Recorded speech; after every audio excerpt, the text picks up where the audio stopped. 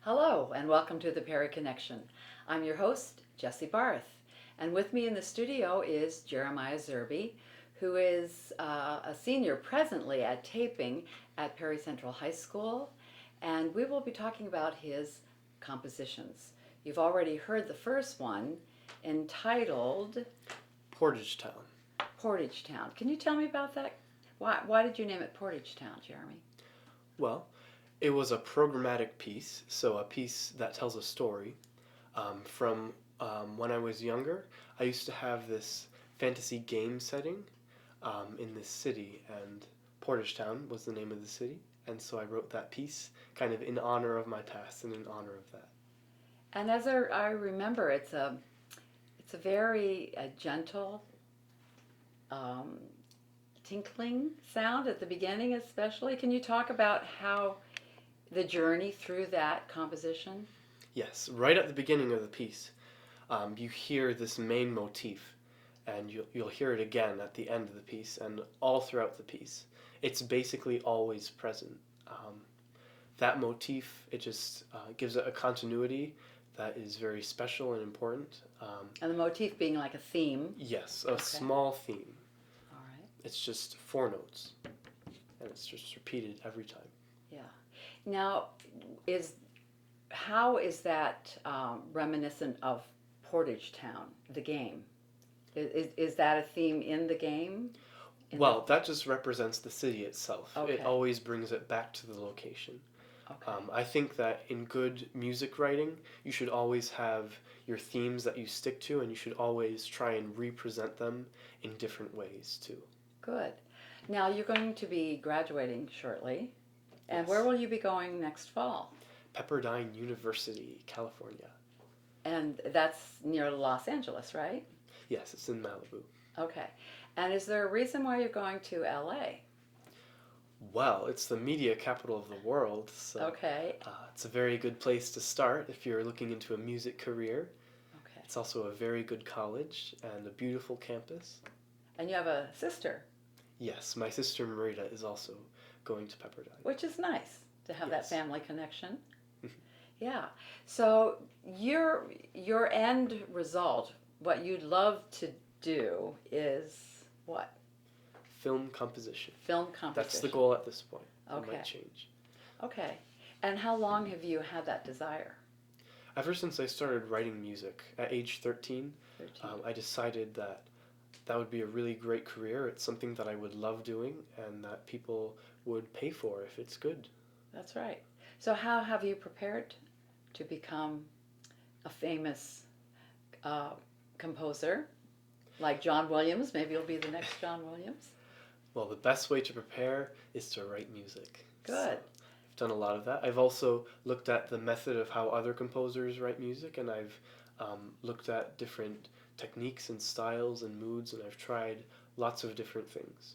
So who is your idol? Who is there one particular role model that you have?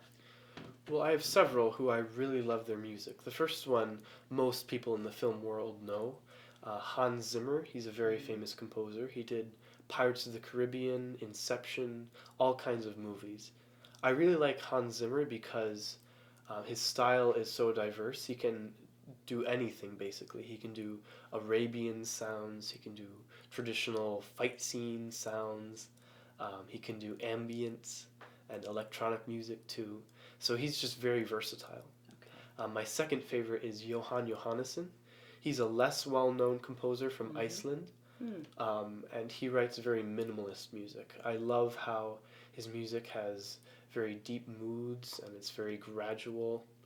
He also uses a lot of electronic instruments, which is very important, especially as Right. electronic music gets more Sure, advanced in the certainly. future. So how do you express Jeremy Zerbe? Tell us about you. What if I asked you 5 qualities to describe yourself? What would they be? 5 qualities. Well, I would say I'm very optimistic in general. Okay. I like to look on the bright side and try to get others to do so too, Good. even when they don't Yay! really want to. We need that. Let's see. I would also say I'm slow to warm. I can seem shy at first, but once you get to know me, I'm very lively. Mm-hmm. So I'm very open with my close friends. Mm-hmm. Another word I would say, artistic. I look at the world as an artist, first of all. I love to paint, I love to write music, and I love to just see all the beauty around me and try and incorporate that in what I do and just enjoy it for no Right. other reason than enjoying it. And are you a reader? Do you like to read? I do read, yes. So when you're reading a book, do you sort of hear a soundtrack in your mind ever? Sometimes. Usually I hear the voice of the author or the characters. Okay. So you said you started composing at 13. How did you come to this? And can you tell me the process that you used? Was it self? Were you teaching yourself or online? Did you have a teacher? Well, when I started, it all started with the program I was using. It's called Finale. Oh, I just used the simple free version. It has electronic instruments that will play their sounds back. So it was really fun to just play around with. I just started writing pieces because it was something I found that I was good at and enjoyed doing.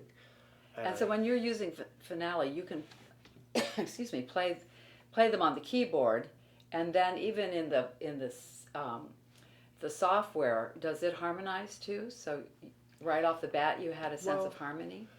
Not really. No, okay. You click it into the staff with the mouse. Okay. So it's just the same as paper music writing, except you Okay. can hear the notes you put on the page. Okay. But there's not a system then that will harmonize a melody? No. No, okay. Good. So then were you writing the accompaniment right away? You'd write the melody and just sort of like 4-part harmony and... Well, not really. You see, with Finale, since it's not real instruments, you can do things that normal instruments can't. Okay. So, for instance, I would put like 10 notes at once on the cello staff, which is very Okay. impossible. Okay.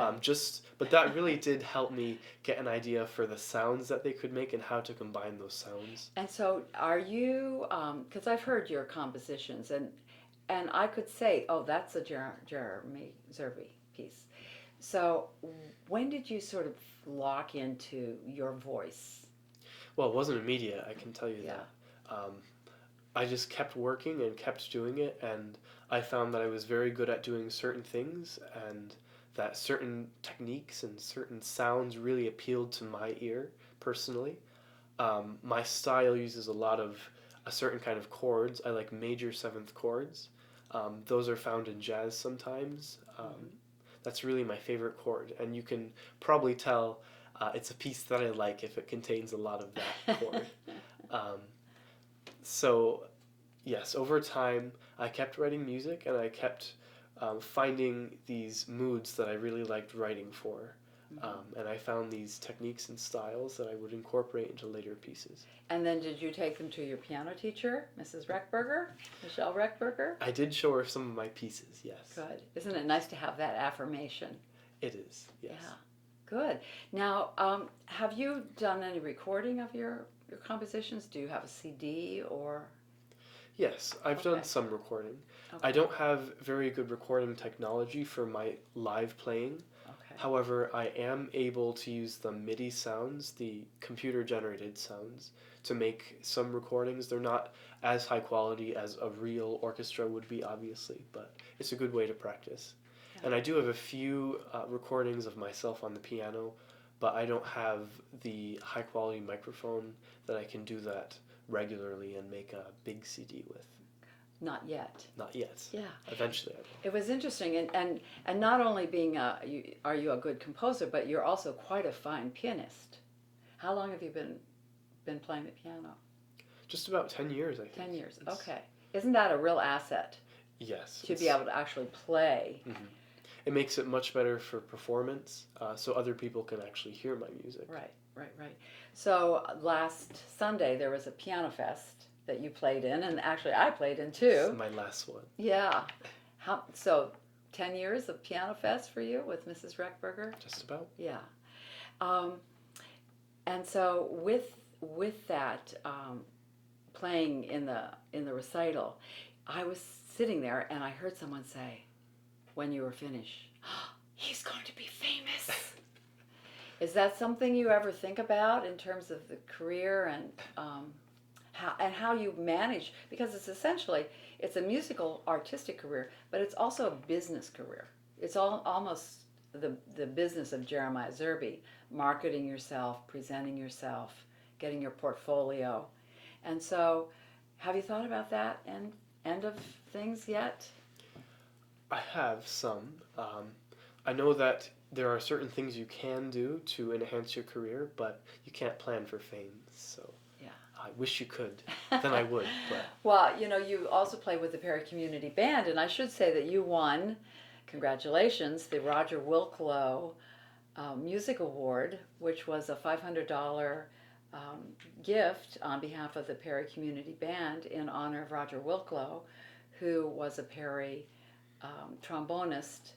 Unfortunately, he was in an airline collision over Rio de Janeiro representing our country with the U.S. Navy Band.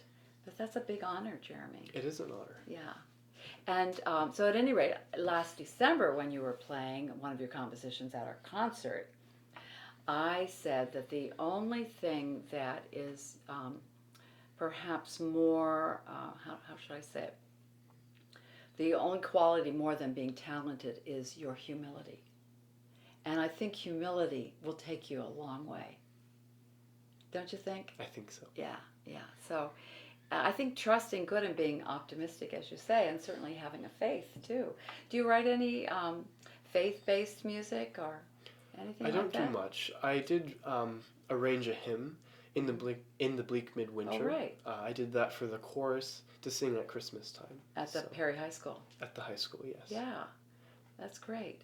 Well, let's talk because this is going to go so fast, and of course we're going to end with another longer composition for our audience to enjoy. But can you tell me about your family? Sure. Yeah, I have 3 siblings, 2 adopted, one from Jamaica and then one from Spain. Mexico. My sister was adopted from Mexico. Okay. She's the one going to Pepperdine. All right. My mom and dad have been married for a very long time. I'm their youngest. Dad's a doctor locally here, and mom is just a stay-at-home mom. Isn't that nice? It is nice. Yeah. To support you, to take you to all your lessons. It's a lot of work. Yeah. Well, 3 kids, big house. Yeah. And how long have they been in Perry? Have you lived in Perry your whole life? I've lived in Perry my whole life. Okay. They originally, my dad was from Oneonta area, and my mom, she lived in Perry her whole life. Okay. Then they went to Rochester briefly, and then they returned to Perry. Nice. Well, there's something to say for a small town. Yes. You know. It's a good town, very supportive. Yeah, and what would you like to see in the future in Perry in terms of the arts? Perry is doing a great job with the arts. We have the Arts Council, which is extremely helpful. I would just love to see that flourish and prosper. I think they do a really good work there, and I think that should definitely continue and grow. Yeah. How about Shake on the Lake? Definitely. Can you talk a little bit about your experience with that? Shake on the Lake the performances are always amazing. First of all, it's Shakespeare on Silver Lake. Mm-hmm. Yeah. I had the privilege of being in the Groundlings on Stage program at school, so I got to work under Josh Rice, the director there, to work on my acting skills, and we put on a really great performance last year, and then again this year. This year was Star Wars, just a short performance. A la Shakespeare. A la Shakespeare, yes. Yeah, I was there. It was great. It was fun. extremely fun. Great fun. Yeah. Well, actually for being a composer, especially if you're going to be a film composer, it really helps to have been acting. Definitely. Definitely. Yeah. I was also Lord Farquaad in Shrek, so I got to be one of the villains too. Yeah. So there you go. So to understand that aspect of the importance actually of the villain, because that always brings out the goodness from the protagonist. Good. Well, Jeremy, can you tell me if you had a vision for Perry, what would you like to see in terms of a Jeremiah Zerbe fest, like a summer arts film composing, You know, can we work up something like that? That every summer you're here doing something to help younger composers? I do love teaching. Do you? Okay. And being a composer, it's a very rare gift. There's not many out there. I don't believe there's any here in Perry besides myself, any young composers at least. Um, and so they're very few and far between. So I think it's really great to get composers together, and I would definitely love to orchestrate that. Yeah. Well, good. Let's talk about that for the future. And can you just talk a little bit more now about this next piece that we're going to be hearing Sure. at the end of the show? This next piece, it's called City. I've been writing it for a long time. I started at the beginning of the year, and I've been playing with it ever since. The piece is about how we can build something really beautiful if we work together and get past the boundaries between us. So it's a really optimistic piece and a really triumphant piece, I would say. And how do you name your pieces? How did you come up with City as the name? Well, I only named it a few weeks before performing it, so... And tell me about that. So do you you just let it cook for a couple months and you just keep working on it? Yeah, usually the best pieces I write are ones that just stay in my brain for a long time. They get better over time. And do they come to you? Like, do you hear a theme and then you go, okay. So do you have a sense that you're actually working with, you know, being inspired so that there is almost like a muse giving you? Sometimes.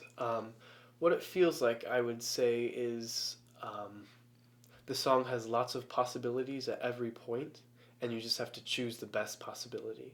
I can almost see the song as I'm writing it, so I guess that's how I would describe it.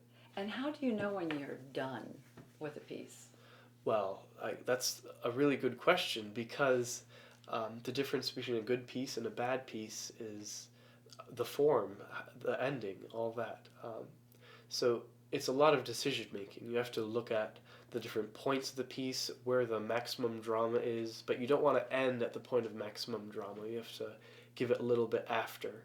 So you just have to be very careful with timing and length, and dynamics as it starts and ends. Right. So It really is a form of storytelling. yeah, you have to step back and look at the piece from an audience perspective. If you stay in your composer perspective the whole time, your piece might not make sense to the audience. So that's really important for finding a good ending. Good. And when we were talking earlier before the show, we likened compositions to almost like being children, because you spent with each one, and even, you know, like your first composition might be so precious just because it is your first. So can you talk about that? How many compositions have you composed at this point? Well, goodness, I've composed a lot. I don't know how many. I would say 150 maybe. Oh, okay. Not all of them would be final works, though. Not all of them would be something I'd be willing to perform.